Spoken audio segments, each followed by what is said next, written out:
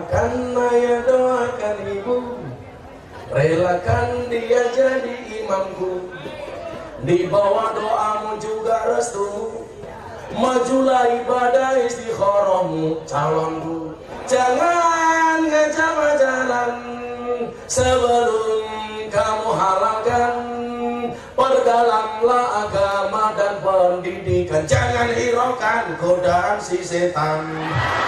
Doa yuk terus doa, singkirkan mantan, kikislah semua para penggombal dan buaya. Wahai calon sang imam serbaguna, di mana engkau berada? Teruskanlah perjuangan, ku rela berkorban. Nabi Muhammad.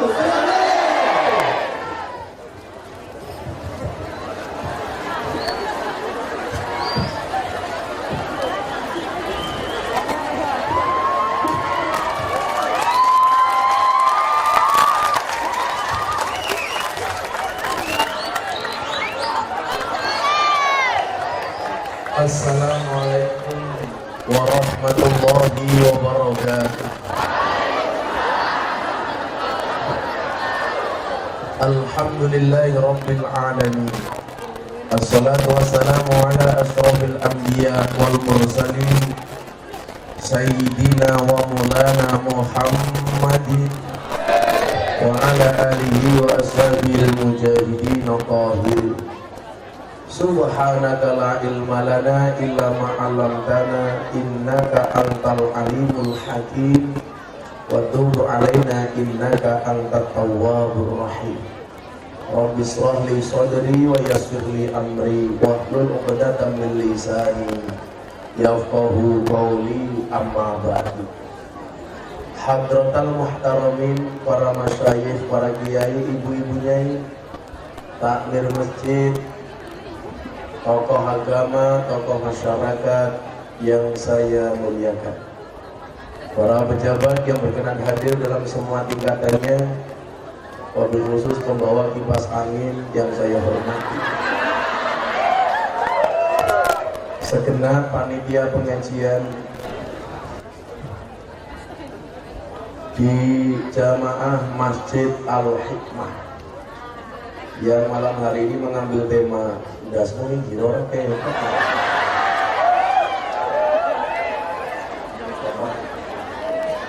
tuh kuatkan akidah ahlu sunnah wal jamaah. Kok beberapa yang lihat temen ya, kayaknya panitianya ada ini cekak gitu. Serta kaum muslimin wal muslimat jamaah tengah kebun rahimakumullah. Alhamdulillahirabbil alamin. Saya bisa sowan Bapak Ibu warga masyarakat Bagurejo Gerabak. Ini jadwal terakhir saya hari ini, titik keempat. Jadi sisa-sisa tenaga saya akan saya kuras untuk Bapak Ibu di Gerabak. Semata-mata saya lakukan karena cintaku kepada kalian. Kalian tahu, cintaku padamu memang tidak seindah surat cinta untuk separuh. Tapi kamu harus yakin cintaku padamu lillahi ta'ala. Ibu-ibu tahu cinta itu apa? Cinta itu seperti air kencing di dalam kolam renang. Maksudnya apa? Wujudnya tidak nampak, tapi hangatnya bisa dirasakan.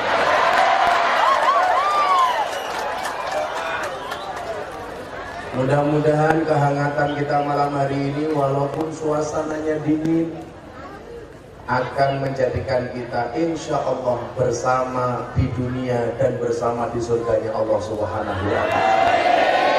Saya doakan takmir Masjid Al-Hikmah masih surga paling pertama, berangkat habis pengajian. Di pengajian modar ya. Ibu bapak rahimakumullah, ketika saya diundang ke sebuah keluarga di Belanda, tepatnya di kota Amsterdam. Belanda ibu kotanya Amsterdam, Indonesia ibu kotanya terendam. Saya kemarin ngaji di Jakarta, saya bilang 2019 kita tutup dengan kenangan, 2020 kita buka dengan kenangan. Kalau kamu beda pasti. Ibu kota boleh pindah ke ibu kota, pindah ke Kalimantan, asalkan kamu tidak kembali ke Kalimantan.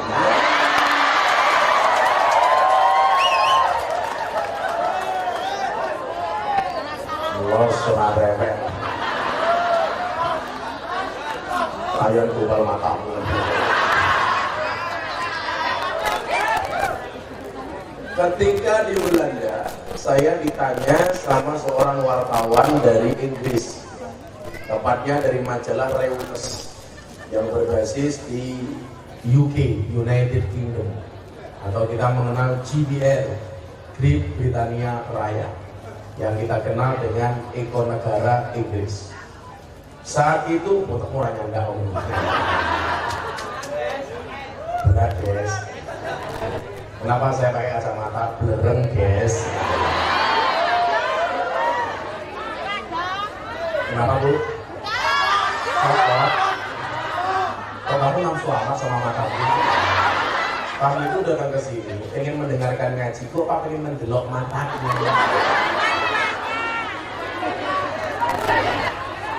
Ketika di Belanda, saya ditanya, Gus, Anda itu di Eropa dikenal sebagai dai yang sering berkecimpung di dunia malam, yang binaannya anak-anak dunia malam, anak-anak karaoke, nightclub, diskotik dan lain sebagainya. Jamaahnya LC, Urel. Apa dia Urel? Perempuan rela diusel-usel. Mereka bekerjanya di mana? Puskesmas, pusat kesenangan mas-mas. Pekerjaan mereka apa? Mewarnai kehidupan rumah tangga orang lain. Pekerjaan mereka apa? Karaoke, katok rock dibuka.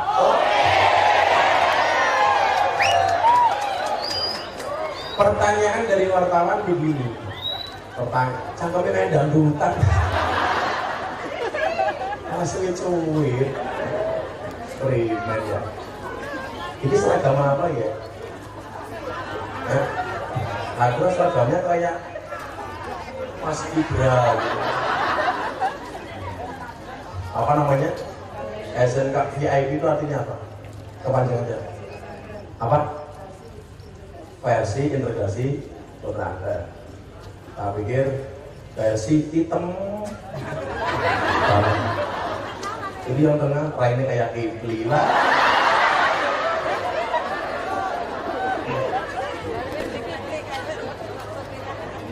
Waktu itu pertanyaannya begini, karena ini di sini ada tulisan, saya nggak paham kok tahu-tahu tuh kuatkan akidah Ahlus Sunnah. Jadi dimaksud tuh iya apa aku paham. Tok banyu apa nutok apa untuk apa petok kan kita nggak paham.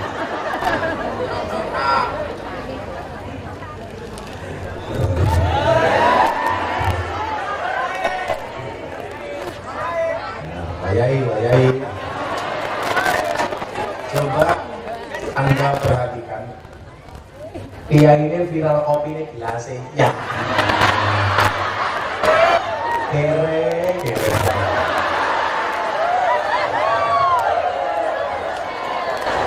Sumpah, di mana-mana pengajian saya belum pernah dikasih kopi dengan gelas seperti ini. Mensisihkan. Iya. Orang masalah mulai apa boten, aparat gue cangkir. Iya ini pengajian gelasnya kayak gini.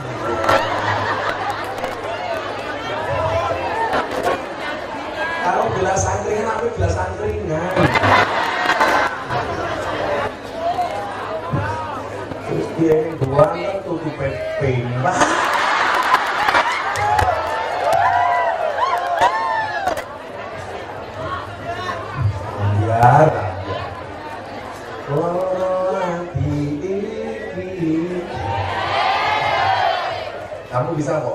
memang ada janji. Ya nanti nyanyi, ya jam 5 pagi insyaallah. Pertanyaannya begini, agama itu kan berkaitan dengan nilai, dengan pahala kebaikan, kemaslahatan. Sementara dunia malam itu berkaitan dengan kemaksiatan dan dosa. Pertanyaan saya adalah, kata wartawan waktu itu, kok Anda bisa nilai value agama diterima oleh anak-anak dunia malam? Bahkan tidak hanya dunia malam, tetapi dunia prostitusi. Kayak di Sarkem, kalau di Pasuruan ada Guyangan, di Kediri ada Semampir, di Surabaya ada Doli, di Ambarawa ada Bandungan, Semarang ada Sunan Kuning. Kok Gus Miftah apa? Ya apa, kan aku kiai lonte.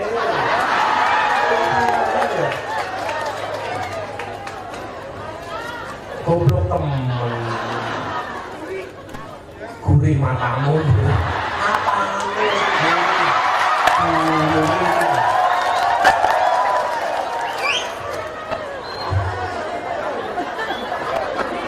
Cengeng-cengeng kayak gini.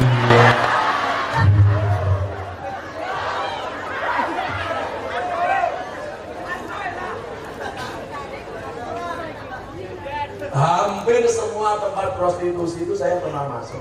Bahkan kemarin saya ngaji di Cikarang, Jakarta, saya melintasi Kalimalang. Ada mbak-mbak PSK di pinggir jalan.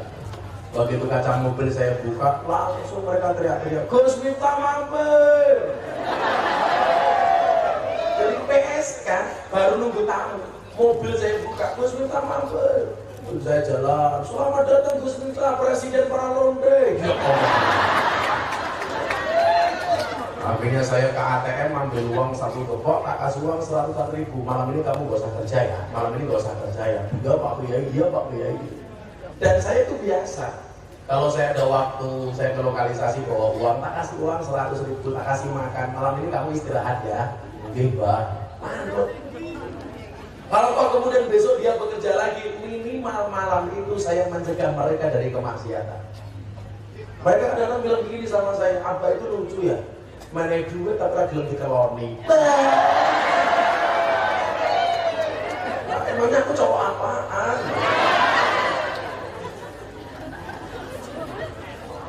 Waktu itu jawaban saya apa? Kenapa agama yang berkaitan dengan nilai, value bisa diterima di dunia malam dan kemaksiatan? Saya sampaikan apa yang saya lakukan ini adalah amaliyah, tuntunan ideologi yang berasaskan kepada akidah Ahlus Sunnah wal Jamaah. Bahkan saya tambahin, tidak hanya Ahlus Sunnah wal Jamaah, Ahlus Sunnah wal Jamaah An-Nahdiyah. Karena kalau ngaku-ngaku Ahlus Sunnah wal Jamaah banyak. Semua orang selain Syiah itu ngakunya Ahlus Sunnah wal Jamaah. Tapi mohon maaf, yang mempunyai komitmen kebangsaan dan keumatan yang jelas itu tidak hanya Ahlus Sunnah, tetapi Ahlus Sunnah wal Jamaah An-Nahdiyah. Maka sekarang banyak orang-orang yang pengen memisahkan antara Ahlus Sunnah dengan NO. Bahasanya mereka begini, gak usah NO-NO-an, yang penting Ahlus Sunnah. Dengan mengatakan ada kecap mereknya babi, sama ada babi mereknya kecap. Mereka mengatakan milih kecap walaupun mereknya babi. Artinya mereka ingin mengatakan gak penting bendera NO, yang penting Ahlus Sunnah. Saya sampaikan, kalau ada orang mengatakan gak penting NO, NO-an, yang penting Ahlus Sunnah, saya pastikan orang seperti ini pasti Wahabi. Kenapa? Arab Saudi itu dulunya Ahlus Sunnah, tetapi gak ada organisasi yang membentengi, menjaga Ahlus Sunnah. Maka sekarang Arab Saudi Ahlus Sunnahnya hilang, dikuasai oleh Wahabi. Maka kenapa di Indonesia ada Nahdlatul Ulama? Fungsinya adalah untuk menjaga kelestarian amaliyah Ahlus Sunnah wal Jamaah. Mereka tanya lagi, emangnya kalau An-Nahdiyah itu menyenangkan? Jelas sangat menyenangkan. Maka pola keberagamaan orang NU itu santai, slow. Pengajian ya karo guyon. Karena kita Sadiliyah. Karena Imam Sadili mengatakan apa? Kalau kamu punya kiai, ngajinya kok gak bisa tersenyum, tinggalkan. Kiai kok cangkemnya atos. Inilah cara ngajinya awake dhewe ngaji alon. Aku ngaji alon mergo sadaraku sapa santri sing nakal ra iso apa. Aku ngaji alon mergo sadaraku sapa ahli maksiat sing kakean dosa. Sallallahu alaihi Muhammad. Ada kamu menang. Lah tapi ya beda, mundur alon. Aku mundur alon mergo kowe ra gelem kelon. Tolak antar ya beda mani. Aku ngangsur alon mergo sadar aku sapa dadi tentara gajine ra sepira.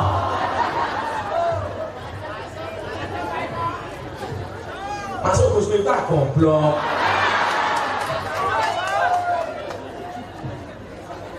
Jadi orang-orang Ahlussunnah wal Jamaah Nahdiyah itu slow karena kita mengenal istilah Islam wasatiyah, Islam yang tawasud, yang di dalamnya mengajarkan toleransi atau tasamuh. Maka Islamnya Islam yang santuy.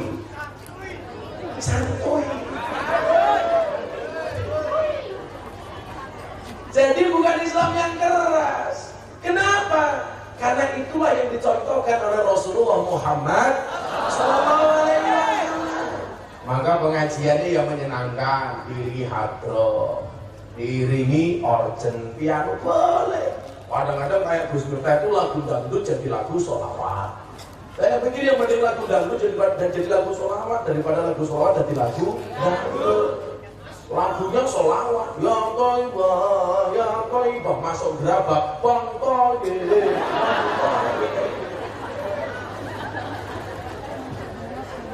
Jadi Islam yang menyenangkan, bukan Islam yang menakutkan. Itulah alasan utama kenapa saudara Deodatus Dedi Sanjoyo Cahyadi alias Dedi Corbuzier akhirnya memilih masuk Islam melalui saya. Karena menurut Dedi, Islamnya Gus Miftah itu menyenangkan. Maka ketika dia telepon sama saya, bro, I will to be a Muslim. Saya pengen jadi orang Islam, saya tolak. Gak usah, kamu gak usah masuk Islam. Kenapa bro? Jadi orang Islam itu berat dan Guso, berat. Kamu gak akan kuat. Cuma aku saja. Dia ngeyel, pokoknya saya mau masuk Islam. Saya bilang sama dia, kalau you pengen masuk Islam silakan cari Ustadz Kiai di Jakarta. Oh temanmu banyak. Waktu itu Dedi jawab, you ingat gak apa yang lu sampaikan sama Ai? Apa bro? Dulu Gus Miftah pernah bilang sama saya, besok wajahnya Dedi Corbuzier masuk Islam itu seperti apa tergantung pintu masuknya. Kalau pintu masuknya keras, maka Islam akan penuh dengan kekerasan. Kalau pintu masuknya galak, maka Islam akan penuh dengan kegalakan. Pintu masuknya suka marah, maka Islammu penuh dengan kemarahan. Jadi bikin takbir. Kalau orang dulu itu dengar takbir menyenangkan, Pak. Saat lagi menakutkan. Takbir, Allahu Akbar. Saya jawab, Sami Allahu liman hamidah. Supir saya jawab, Rabbana walakal hamd. Saya sampaikan kepada dia, tapi kalau pintu masuknya ramah, maka Islammu akan menjadi Islam yang ramah dan menyenangkan. Dan Dedi waktu itu bilang, kalau saya harus masuk Islam melalui pintu yang ramah, this is you, not others. Itu adalah Gus Miftah, bukan yang lain. Saya tanya, kenapa kamu bilang Islam saya menyenangkan? Jelas, pengajian di tempat umum diterima, di kampus diterima, di pesantren diterima, di lonte diterima. Dan itu pengajian paling menyenangkan sedunia. Kenapa? Ngajinya berpahala, matanya bervitamin. Itulah alasan kenapa saya pakai kacamata hitam kalau pengajian. Karena kalau ada yang seksi saya lirik tidak ketahuan.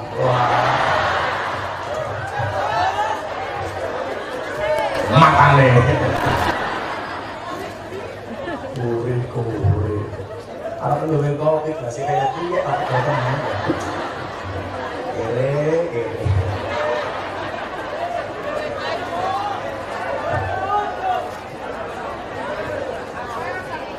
Apa seneng ya? Pengajian jam terakhir gelasnya cilik. Tak video visit.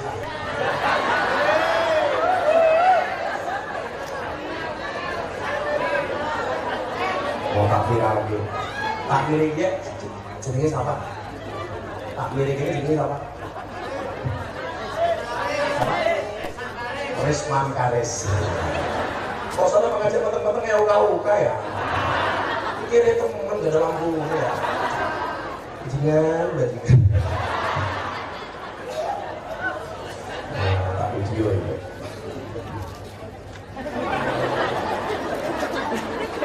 Saya sedang pengajian di Bagurejo berapa? Biasanya kalau dikasih minuman tuh kopi cangkirnya cakep. Dan khusus hari ini gelasnya Allah. Ini pengajiannya di mana? Di Masjid Al-Hikmah. Takmirnya namanya Risman Karis. Saya doakan takmirnya panjang umur. Jadi orang sedunia mati, Risman Karis hidup sendiri. Orang tepuk tangan goblok.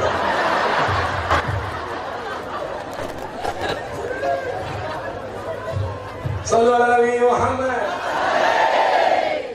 Jadi bagaimana kemudian kita tampakkan wujud Islam itu yang menyenangkan. Maka hampir setiap kali saya pengajian di luar negeri itu pasti ada orang masuk Islam. Saya kemarin pulang dari Hong Kong, alhamdulillah. Waktu itu mas saya pengajian ada orang naik panggung, tuh saya ingin masuk Islam. Saya 2 hari yang lalu diundang pengajian Raja Kelantan Malaysia. Mereka pengen tahu tahlilan ala Nahdlatul Ulama. Karena suaminya rajanya meninggal kemarin pas peringatan 100 harinya. Saya diundang ke Malaysia. Akhirnya saya berangkat ke sana.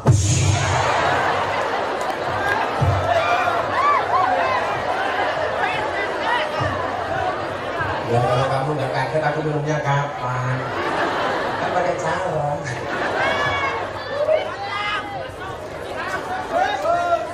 Ya, selamatan di sini ya. Oh, bisa tidak selamat langsung lagi ya. Kayaknya di sini unik.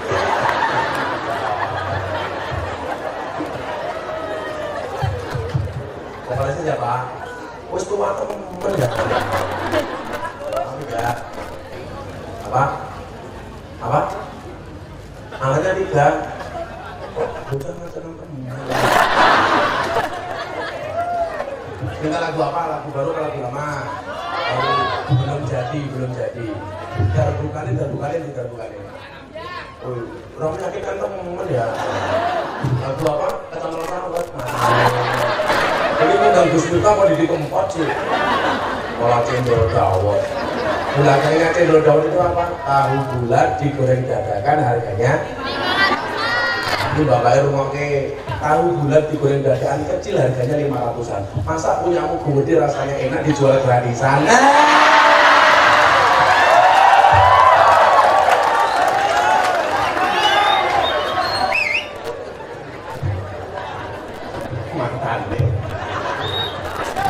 Karena aku jadi ingin bawa HP apa enggak? Yang hadir ini bawa HP apa enggak?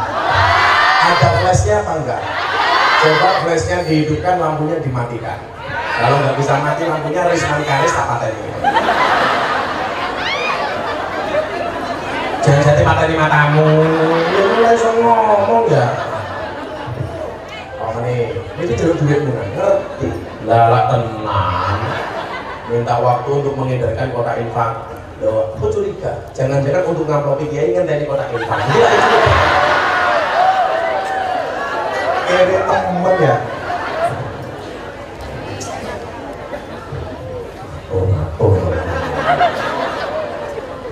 Ya, semuanya. Coba lampunya lampunya dimatikan, flashnya dihidupkan. Sallallahu alaihi Muhammad. Oh, pemulung tok. Miskin amat ya. Lampunya paten nih. Para somati butuh baik.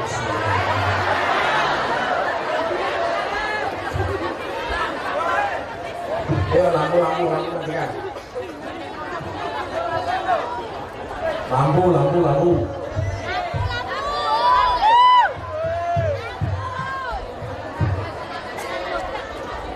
Kok jasanya paten? Lah ini kalau penyanyi gua apa ya? Paling dia paten ini. Atau milih siapa untuk memulai?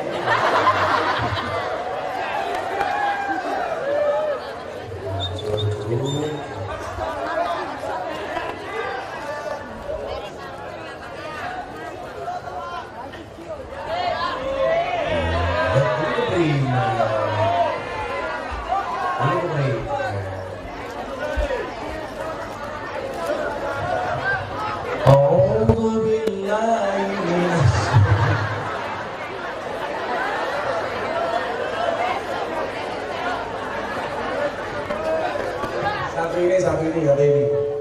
Yo selawatan yo. Selawatan. Semuanya diangkat. Itu mata ini gitu. Yo diangkat yang tinggi. Selawatan. Lagu di Wong NU. Aku cinta sama NU. Ya diangkat semuanya. Sholli wa sallim iman Salli wa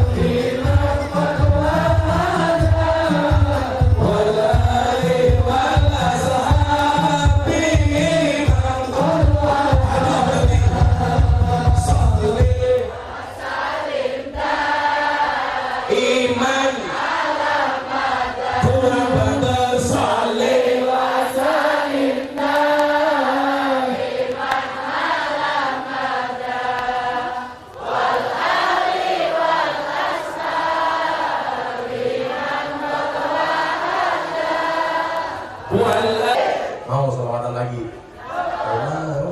Sekarang sholat yang muda-muda aja. Bisa apa Ustaz, sholat yang muda. Injil ke kolon dari mantan, pamer bojo, kapan nomor berjanji.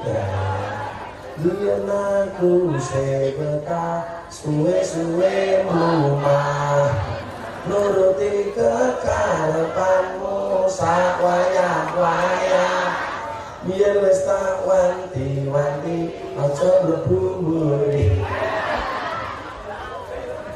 Aku ini tak mau membayar dinasihati. Ditinggal rapi versi Gusmita. Setelah Gustowa ya oleh ketemu cinta tak terpisahkan jadi gitu. Tak kuwi iki aja ngotolanan, mergo tekku sajane kentongan.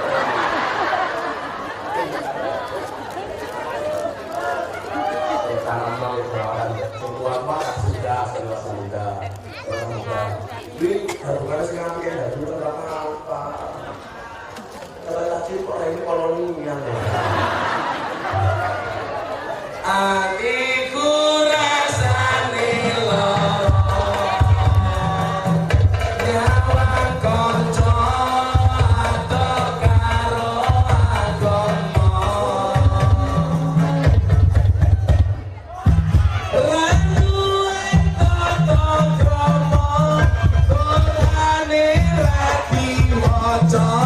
Salate yo ditinggalno, apa iki wis jamane cacahan non kelangan akhlake. Waktu diseneni kurung yo dikepungi, ayo rene kendang ngaji sholawat ya Rabbi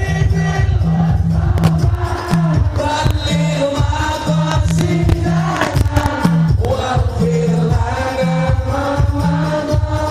ya wasi'al karami huwa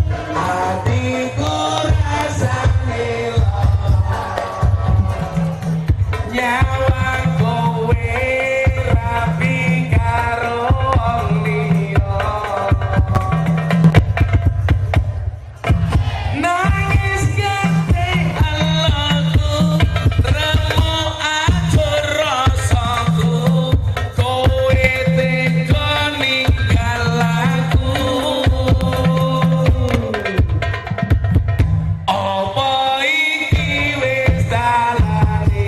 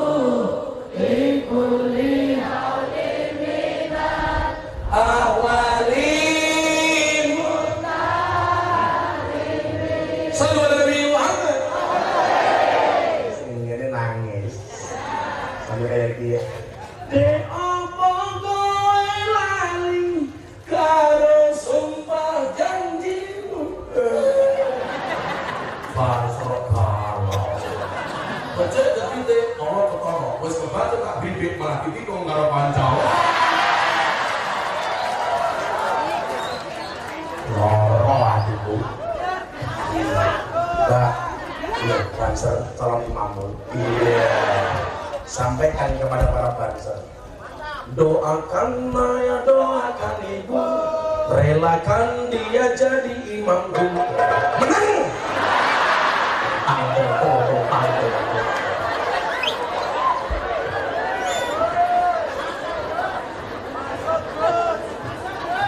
Doakan Maya, doakan ibu, relakan dia jadi imamku. Di bawah doamu juga restumu, majulah ibadah istikharahmu calonku. Jangan ngecap jalan sebelum kamu halalkan. Perdalamlah agama dan pendidikan, jangan hiraukan godaan si setan.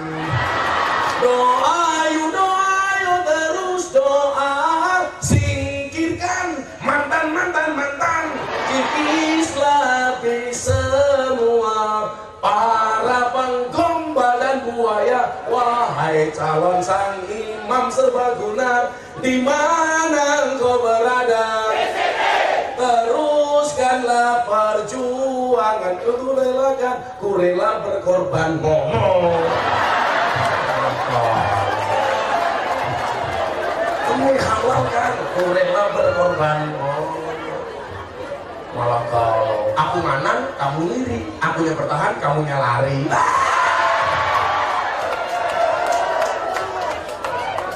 Jomblo, kasihan amat. Berakit-rakit penghulu, berenang-renang ke tepian. Mantanmu sudah ke penghulu, kok kamu masih sendirian?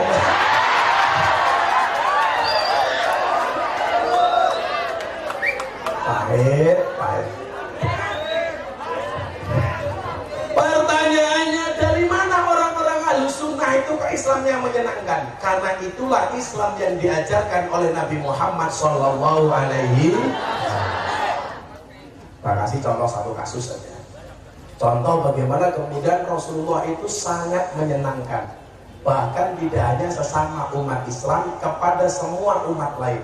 Karena kehadiran Muhammad adalah wa ma arsalnaka illa rahmatan lil alamin, bukan hanya rahmatan lil muslimin, tapi untuk semua alam.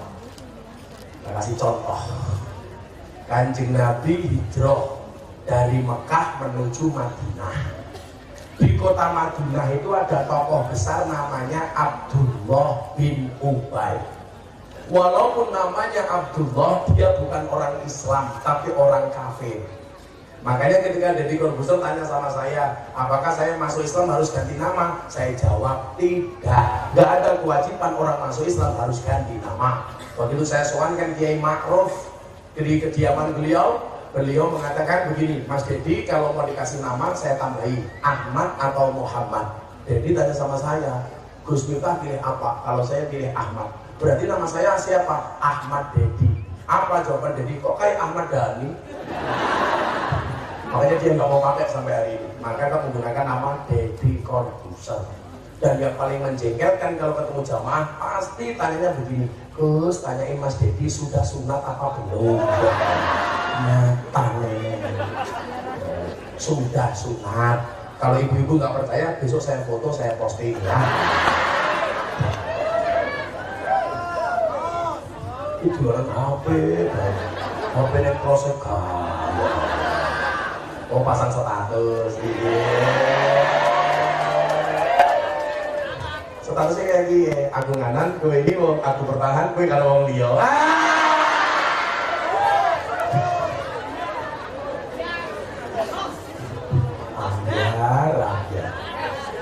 Itu mas makanya jangan tempel-tempel teman mbak-mbaknya dong. Mbaknya mundur dikit. Kenapa kamu suruh mundur dikit? Cantiknya kelewatan.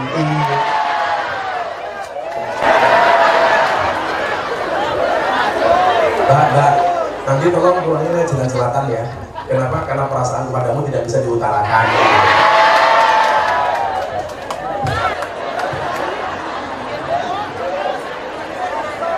Kalau kamu naksir ceweknya diambil sama orang lain, kamu doa, ya Allah, bila dia bukan jodohku, cabut saja nyawa jodohnya ya Allah.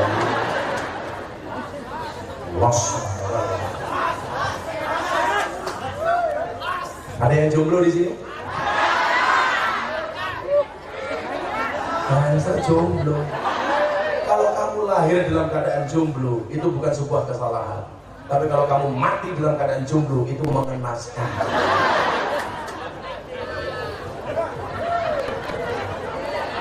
Oh, ada dong yang kayak ngono kok jomblo. Apa? Malah ini lagu nih Gus Dur. Uripe ayam, so aman, dunungi rasa, tandayeng iman, sabar narimo, najan pas-pasan,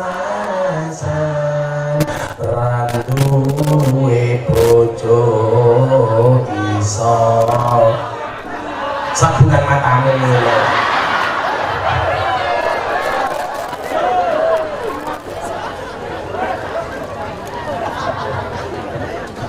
Begitu masuk kota Madinah, Abdullah bin Ubay ini tersinggung dengan kehadiran Rasulullah. Kenapa? Karena orang Madinah yang tadinya mengidolakan Abdullah bin Ubay berpindah ke lain hati, jadi mengidolakan Kanjeng Nabi. Makanya kadang-kadang kita di kampung itu seperti itu. Orang lama, ada orang baru yang lebih terkenal, biasanya sakit hati. Sampai akhirnya Abdullah bin Ubay ini memprovokasi penduduk kota Madinah dengan mengatakan apa? Sammin kalbak yakulka, gemukkanlah anjingmu, maka anjingmu akan memakanmu. Jadi Kanjeng Nabi itu pernah dibilang anjing sama Abdullah bin Ubay. Makanya dari Kanjeng Nabi tidak marah. Makanya Gus Miftah tidak marah ketika dikatakan Gus telek. Saya lebih suka dari jadi telek daripada jadi roti. Telek kalau banyak bisa jadi pupuk, roti dimakan jadi tai. Makanya saya tidak marah. Sopo sih ngomong Gus Dur? Kok bener sih? Saya santai-santai saja. Ya, orangnya sekarang malah di penjara. Saya doakan mudah-mudahan betah di dalamnya.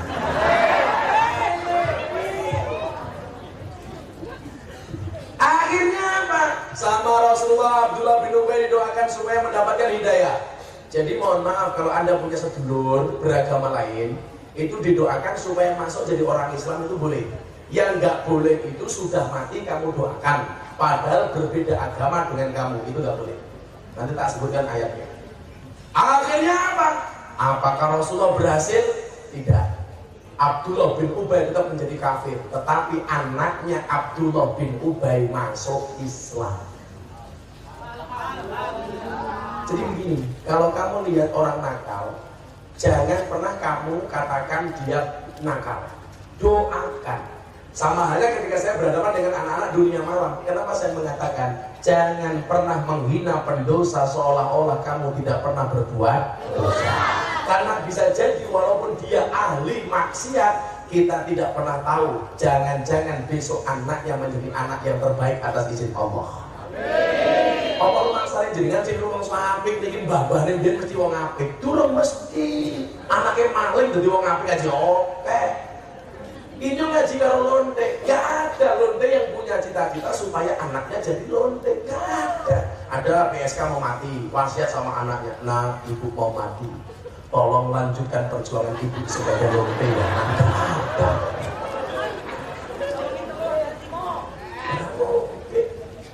Gak ada. Makanya inilah konsep dakwahnya Ahlus Sunnah. Dakwah itu mengajak bukan mengejek, merangkul bukan memukul, menyenangkan bukan menakutkan, mengislamkan bukan mengkafirkan, gelasnya yang besar bukan gelas kecil.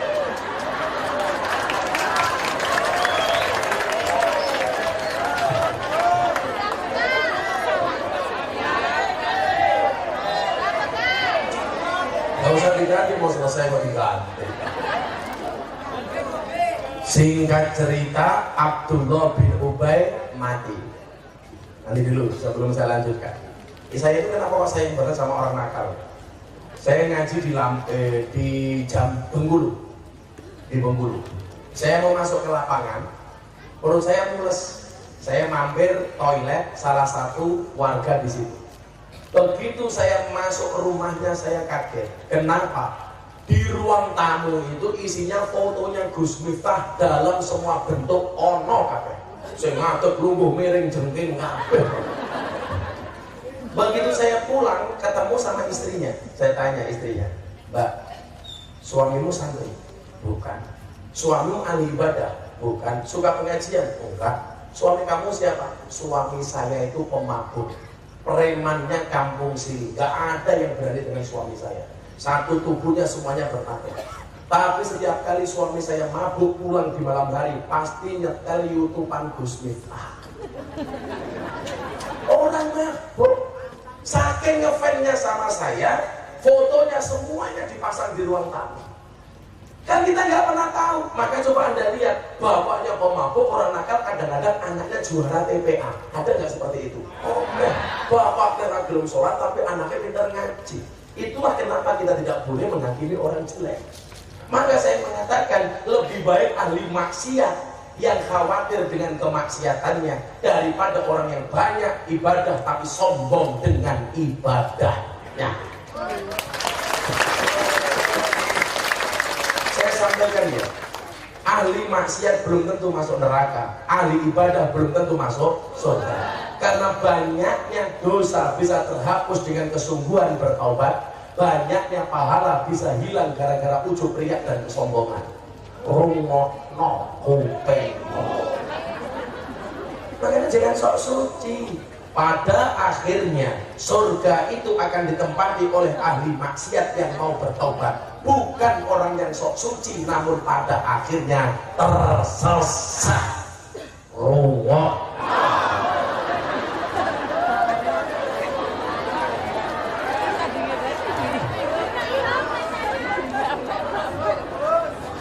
Suwe-suwe nang aku bantalku nganggo iki dulu. Rumah. Nah.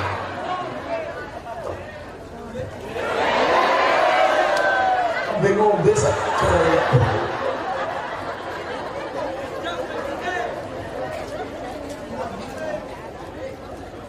Dan saya banyak. Saya pengajian di Gang Doli yang sekarang sudah tutup. Yang ngaji depan panggung ini rata-rata mulutnya bau alkohol. Ngaji. Sholawatan nangis. Bahkan kalau di sana saya begitu naik panggung, "Selamat datang Gus Miftah, presiden para pendosa." Masya Allah, saya dapat julukan presiden para pendosa. Mereka ngaji khusus, ada yang gede perutnya ditato, saya buka tato beduk. Preman tatonya beduk. Itu tato apa mas? Beduk. Kenapa kamu tato beduk? Saya cinta dengan NU. Itu tato beduk. Iya, pukulnya di mana? Ini sore.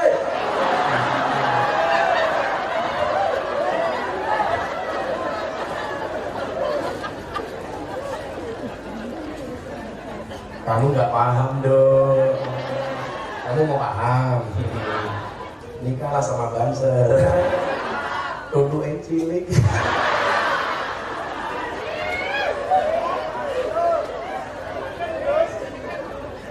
Banser bibi cewek. Tak penting, seneng. Jangan ngajak pacaran. Cewek sama sound system tuh bedanya tipis. Sound system diragatin tek oke, ketok wujud. Cewek diragati oke, dipek kancane.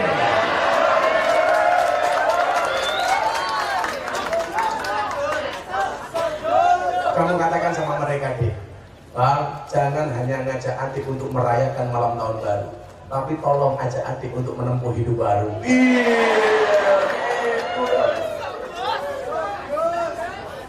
Ya masuk, ya cerdas. Betul elek. Pengajian paling menyedihkan tahun ini. Betul elek, kelas cewek. Risman. Wongnya sing dia. Risman. Wongnya minggat tanda-tanda gitu. Apa yang mau linyong ya. Guys, tadi panitia minta infaknya 40 ya. Ya banyak. Mana panitia siap? Terus merepoti kiai tok. Biasa. Tadi sama, mending ada orang infak apa enggak? Enggak, ya udah enggak jadi. Lanjut ngaji apa orang infak? Ngaji. Berarti enggak usah ada orang infak. Lebih baik diurus kok. Lapor ke polisi. Dugaan pelanggaran KUHP pasal 378 penelingkupan. Sama ini Gus mung titik 335 perbuatan tidak menyenangkan. Sudah diingatkan Risman kok ngeyel pasal 44 cacat mental. Wong edan kuwi bebas, wong edan kuwi bebas, wong edan kuwi bebas, pengen bebas dadi Risman wong edan. Endi Risman wong iki ora entek aja impak. Singkat cerita Abdullah bin Ubay mati. Akhirnya anaknya sowan ke Kanjeng Nabi. Kanjeng Nabi, bapak saya mati. Mau nggak engkau takziah ke bapak saya? Mau. Kanjeng Nabi layat kepada orang yang memusuhinya. Coba. Jangan wong kene tanggane sing musuhi mati. Modal. Kanjeng Nabi layat, Pak. Ya Allah. Begitu Kanjeng Nabi layat, semua orang kaget. Ini Kanjeng Nabi tiap hari dibilang anjing, mau mendatangi musuhnya. Orang yang memusuhinya. Kalau Kanjeng Nabi nggak pernah nganggap musuh. Kanjeng Nabi nggak punya musuh siapa-siapa. Akhirnya Pak Kanjeng Nabi datang. Monggo Kanjeng Nabi. Sampai lokasi, anaknya matur lagi. Kanjeng Nabi, mau nggak engkau mensyafaati bapak saya? Kalau Kanjeng Nabi jenazah Abdullah bin Ubay dikidoni. Ini jadi riwayat. Kenapa kalau ada kiai kita minta air minum supaya didoakan? Karena itu ada berkahnya. Sisa dari para habaib, para kiai kita rebutan karena ada berkahnya. Kanjeng Nabi pernah meludahi jenazah Abdullah bin Ubay. Apakah berhenti sampai di situ? Tidak. Kanjeng Nabi, boleh nggak saya minta jubahnya? Untuk apa? Untuk saya jadikan kain kafan bapak saya. Mikirnya anaknya Abdullah bin Ubay, kalau bapaknya dikasih kain kafan Kanjeng Nabi, jubai Kanjeng Nabi tidak akan ditanya oleh malaikat munkar nakir. Wow, jubai Kanjeng Nabi guys. Makanya kalau kamu pengen besok mati nggak ditanya munkar nakir gampang, kain kafannya rupanya hijau. Orang takoni dikira lontong, orang takoni langsung diuntal. Kayak bapak ini pengen kan kapan rupanya pink, wah apa? Malaikatnya bengok kincil guys.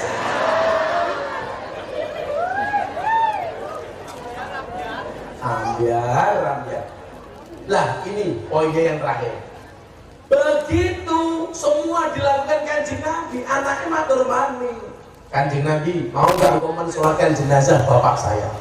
Hampir saja Kanjeng Nabi sholat. Sebelum Kanjeng Nabi sholat, Umar protes. Kanjeng Nabi, ini kamu kafir kok jaringan sholatin? Apa jawaban Kanjeng Nabi? Mana mau? Orang Nabi melu-melu. Begitu mau sholat, Allah menurunkan satu ayat dalam surat At-Taubah ayat 84. Wala tusolli ala ahadim minhum mata abadan wala taqum ala qabri. Dan janganlah sekali-kali kamu Muhammad mensolatkan, mendoakan orang yang mati salah satu di antara mereka, dan janganlah kamu berdiri di atas makamnya. Ini larangan mendoakan orang kafir dan orang munafik. Lah lucunya sama orang-orang sekarang yang baru belajar ngaji, ayat ini dijadikan dasar nolak tahlilan, mendoakan orang mati. Ini yang namanya jaka sembung bawa golok, gak nyambung bawa.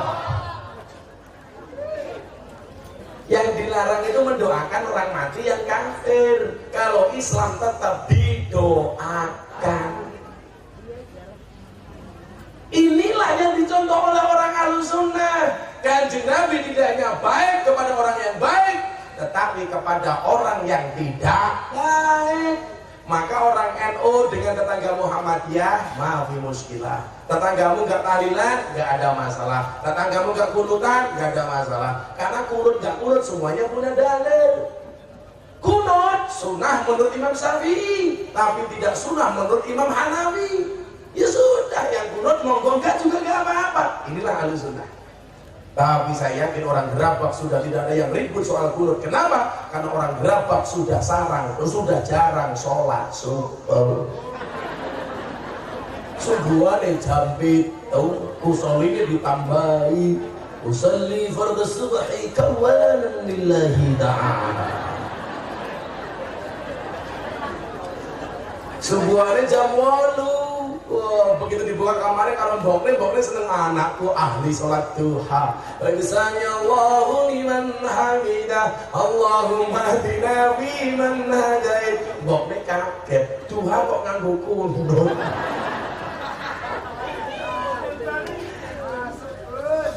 Ya santai saja. Yang suka tahlilan jangan menghina yang tidak suka tahlilan, karena semuanya punya dasar. Lah awakmu tahlilan tanggomu orang seneng tahlilan ya ora apa-apa, mati dijarke bae. Modar-modar rote. Selesai. Kamu pujian tetanggamu nggak pujian ya ora apa-apa. Kamu sholawatan tetanggamu nggak sholawatan ya ora apa-apa. Wong cangkeme tetanggamu ora apal sholawatan.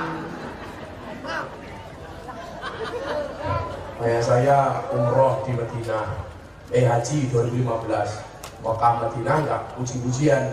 Teman saya ngomong begini, Gus lihat tuh Mekah Madinah aja habis adzan nggak puji-pujian kok, kenapa di Gerabak puji-pujian? Saya jawab ya beda. Apa bedanya Gerabak dengan Mekah Madinah? Mekah Madinah belum ada, masjidnya sudah penuh. Lah ning Gerabak ya Allah sing pujian cangkeme nganti sempal yo ora teka-teka. Nembe tandur rumah tandur. Allahu Akbar, Allahu Akbar. Apa jawabannya? Adzan meneh. Wonge ya tak kali ya. Biasanya jilbabe apa? Sing jilbabe ijo insyaallah luwih nemen.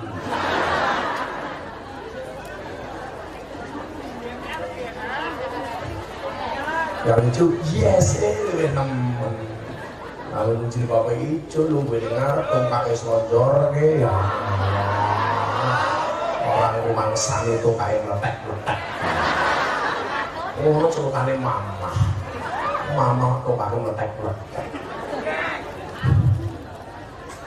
Maka inilah Islam yang saya ajarkan. Ini bersumber kepada akidah Ahlussunnah wal Jamaah. Assalamualaikum warahmatullahi wabarakatuh.